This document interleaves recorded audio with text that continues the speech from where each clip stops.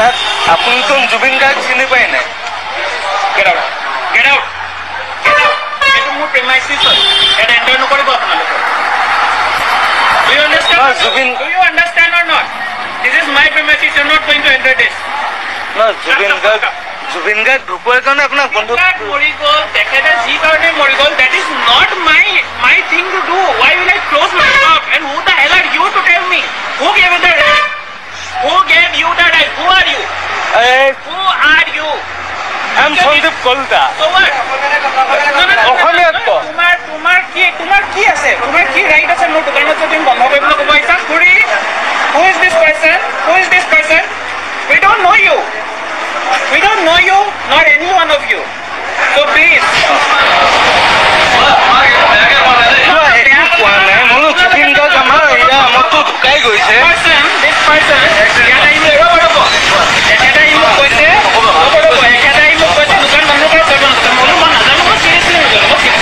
জুবিন গাৰ্গ চিনি নাপায় নে?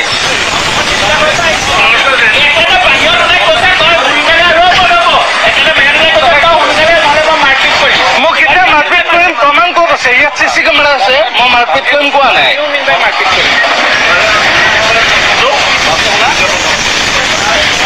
মই মাৰপিট কৰিম কোৱা নাই।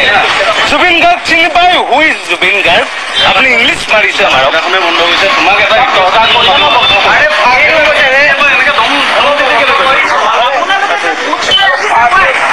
আৰে জুবিন গাৰ্গ কোন চিনি নাপাওঁ নি? কি হয়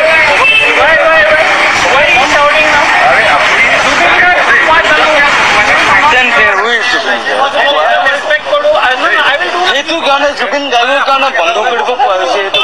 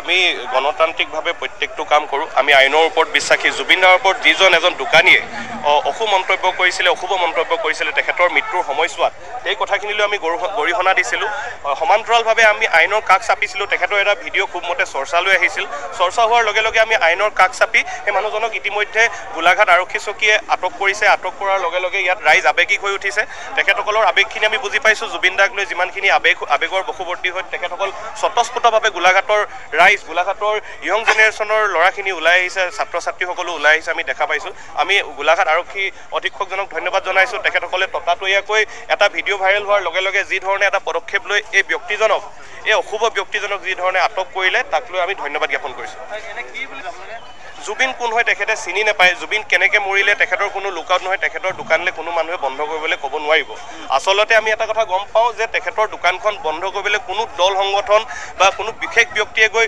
দাবী জনোৱা নাছিলে চেম্বাৰ্ছ অফ কমাৰ্চৰ লগত আলোচনা হৈছিলে আছাম চেম্বাৰ্ছৰ লগত কথা হৈছিলে ইউনাইটেড চেম্বাৰ্ছৰ লগত কথা হৈছিলে সকলোৱে সন্মতি মৰ্মে গোলাঘাটত যিকোনো কাম যেতিয়া হয় সকলোৱে সন্মতি মৰ্মে হয় সকলো সন্মতি মৰ্মে এটা কথা হৈছিলে যে আমি সকলোৱে আজিৰ গধূলিটো সময়খন আমি 2 ঘণ্টা 3 ঘণ্টাৰ কাৰণে জুবিন দাৰ একমাত্ৰ শ্ৰদ্ধাঞ্জলিৰ কাৰণে আমি সকলোৱে বন্ধ ৰাখিম এই বিষয়টো যেতিয়া তেখেতক আমাৰ একাংশ সতীৰ্থসকলে যেতিয়া এই কথাষাৰ অৱগত কৰাৰ লগে লগে তেখেতসকল হাইপাৰ হৈ গ'ল দোকানীজনে অভদ্ৰামী আচৰণ কৰিলে আপোনালোকে সকলোৱে ভিডিঅ'টোৰ জৰিয়তে গম পাইছে যে তেখেতসকলৰ ব্যৱহাৰ কেনেধৰণৰ আৰু এটা কথা ইয়াত ক'ব বিচাৰিছোঁ এটা কথা মোক কওঁ যিজন ল'ৰা আছে তেখেতৰ দেউতাকজনৰ কিবা ডেম্প এটা আছে তেখেতৰ নামটো চালে মই গোলাঘাটৰ প্ৰত্যেকজন সচেতন ব্যক্তিক জনাই দিব বিচাৰিছোঁ গোলাঘাট মিউনিচিপালিটিয়ে 2 বছৰৰ আগতেই যিবিলাক ডেম্প আছে গোলাঘাটত সেই ডেম্পৰ লাইচেঞ্চ কিন্তু কেঞ্চেল কৰি থৈছে কাইলৈ আমি আয়ুক্তৰ লগত বহিম আলোচনা কৰিম প্ৰত্যেকটো ডেম্পৰ লাইচেঞ্চ নোহোৱাকৈ কি ধৰণে তেখেতসকলে গোলাঘাটত চুৰি গাড়ীবিলাক আনিছে আমি সকলোৱে জানো প্ৰত্যেকটো মুহূৰ্ততে চালে ডেম্পৰ অভিযোগৰ ভৰপূৰ হৈ থাকে